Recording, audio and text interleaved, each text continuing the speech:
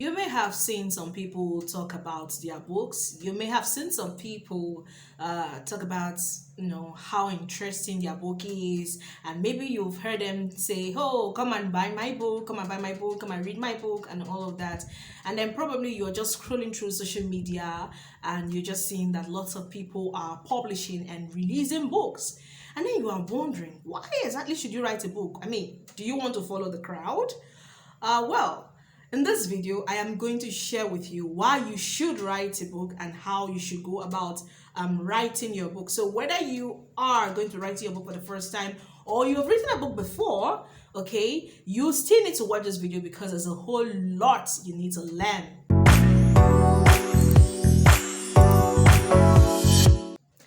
My name is Precious Osikha, and I am a lawyer, I'm a writer, a writer's coach, as well as a publisher. Now, if you want to get full details about my bio, well, you can just check the description part of this video. Now, without wasting much time, let's get into the business of the day, which is why you should write a book, okay, and how. Okay. Now let's start from the why. Why should you write a book? Why is it important that you must write a book? After all, you can do without it, right? Of course, it is not mandatory that you should write a book, but it is important to write a book. Now, one of the reasons you may want to consider writing a book is because of authority. So, if you are knowledgeable in a particular niche or a field or, a particular topic, okay, you are very good at it, you are an expert, or even though you're not an expert, but you really have pretty knowledge about that particular field or topic, well, you might consider writing a book so that you can become an authority. And when you write a book, okay, when you write a book, it will help you, all right, place you on that authority level. This idea of, hey, I know this thing and I just wrote a book about it. Do you know what it means actually? Interesting, right? Okay, another reason you may want to consider writing a book is because of profit. So you want to make money, right? You want to make money. You just want to do something that when you put it out there, you can be sleeping and you can be making money out of it. A book is a very good one. So when you put up something that people need, yes, I use the word need, not just want, people need it, or it is something very captivating, interesting, all right? Well, you can write a book, put it out there, and trust me, you can even be sleeping and you are going to receive a lot. Another reason you might consider writing a book is because of influence. So probably there are certain things or beliefs or systems or whatever it is that you advocate for, and somehow you can write a book in that regard. So let us say you advocate for children, okay, and you want to continuously influence people on how they should treat children. Well, writing a book is a very good way to do that. Yes, because that book is going to be in the hands of a lot of people, right? So that's a good reason. Now, another reason you may want to write a book, not necessarily because you want to make money from it, not because you want to become an authority or not because you want to influence. It could just be because you love doing it. You enjoy it, and me, you just want to do something different from your daily life. So every day you wake up, you go to work, you go out, and you feel like you want to do something different. Well, writing a book is a very, very good one. Now, if you want to also leave a legacy behind, you want something that even your generations will, look out for, and they'll be like, oh, maybe one day they just go to the library and then they just stumble upon your book. Just imagine, right? Writing a book is going to be a very good one.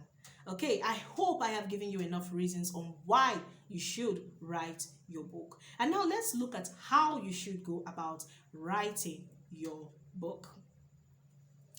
Okay, when it comes to writing a book, well, for some people, they see it as a very daunting task. However, if you have the right systems, you know the right things to do, it will not be difficult for you. So these are the things I'm going to share that is going to help you. So if this is your first time, okay, you're going into writing a book for the very first time, and you need to pay key attention. And of course, if you've written a book before and you are hoping that you're going to write another one, maybe the first one was quite stressful for you, or maybe you've been writing all this while, well, you should still watch this video, like I've said. Okay, the very first thing that you need to know, that you need to do, okay, when it comes to writing a book, is the idea. You need a good idea. You need a fantastic idea. Very cool one. It may not necessarily be a popular idea or a common idea. It doesn't really matter. As long as you have an idea, you have something to share, then you are good to go. So whether you are writing fiction, you are writing non-fiction, okay, as long as you have an idea, then you have started something for yourself. Now, after this idea, the next thing you need to do, okay, is begin to map out. You have to begin to map out or outline how you want your book to look like. So what are those things you want in your book? Now, when it comes to fiction, there are people who say they are plotters, they are pansters. The pansters are those people who just write without necessarily outlining or plotting their story. Therefore, those who are plotters, they take their time, they outline it, maybe scene by scene or chapter by chapter, just whichever way it goes for them. Now, I do not know the category you fall under in any of these. All the same, it's important that at least you pen some things down. That way you're not going to forget anything. Okay, you'll be able to know that, all right, these are the areas you want to treat on, or these are the areas you want to write on, whichever is the case. So when we come to outlining your book, whether it is fiction, whether it is non-fiction, this is generally, okay, we need to know, okay, how you want to begin your book. So how are you, doing it? Are you dividing your book into different parts? Is it going to have a part A or a part B? Or is it that you are going to be working with chapters? We would love to know that. And now, if you are looking at the area of non-fiction, we would love to know how well do you know your topic.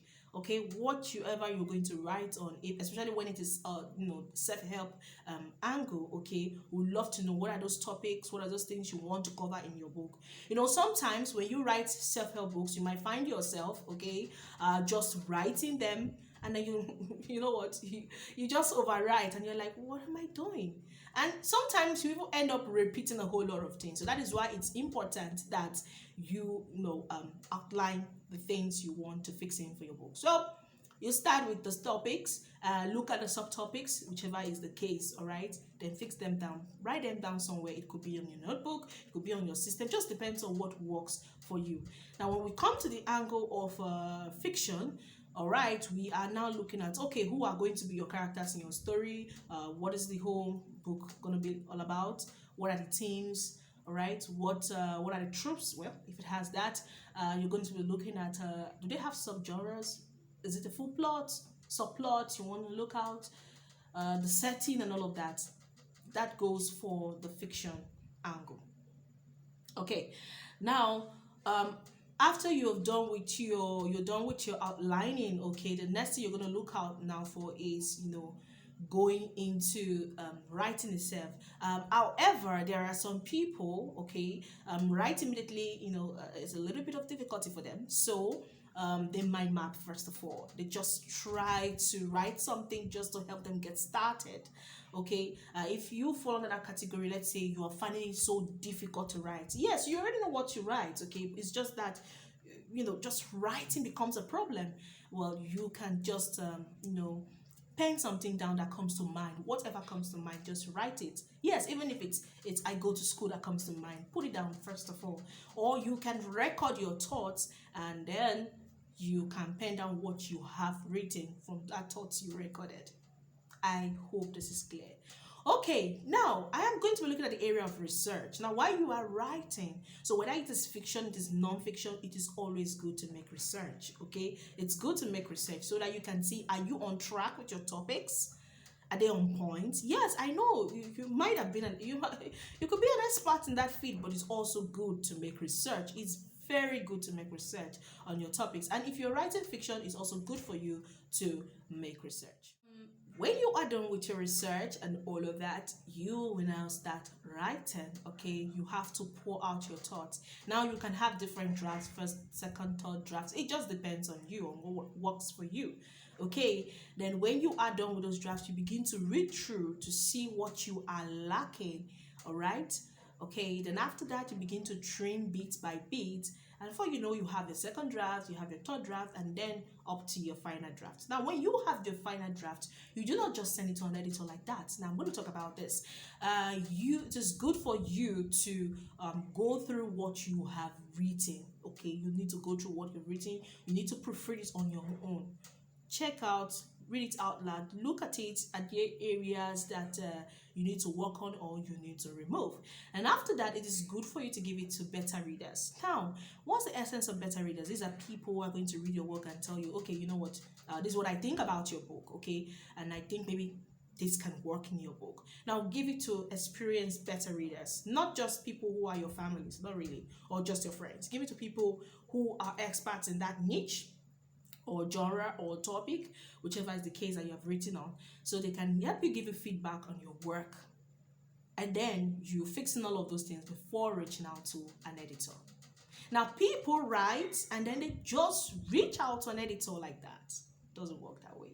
It's good to take this process. It's going to help you have a good and refined work. And that is why sometimes when you reach out to an editor, you begin to complain, oh, the money is big and all of that. Well, it's an amount of work to be done on your manuscript. So in order for things to to be easy for you, ensure you get people who are going to read and give you honest feedback. Okay, after that, you give it to your editor and then it goes back and forth. Yes, back and forth, because once your editor is done, you go through, there might be things you want to revert and all of that. Then after that, you now go over, okay, get your covers ready. And of course, you might be doing one or two marketing. All right, and thereafter you publish, depending on where you want to publish on the online platform. Of course, if you want to print, that's fine. Okay, so this video is not necessarily on how to market your books per se. It's on how to write a book. So with these steps that I have shared with you, I do believe that you are going to get started, and it's really going to be easy for you. Yes, by the time you embark on your book writing.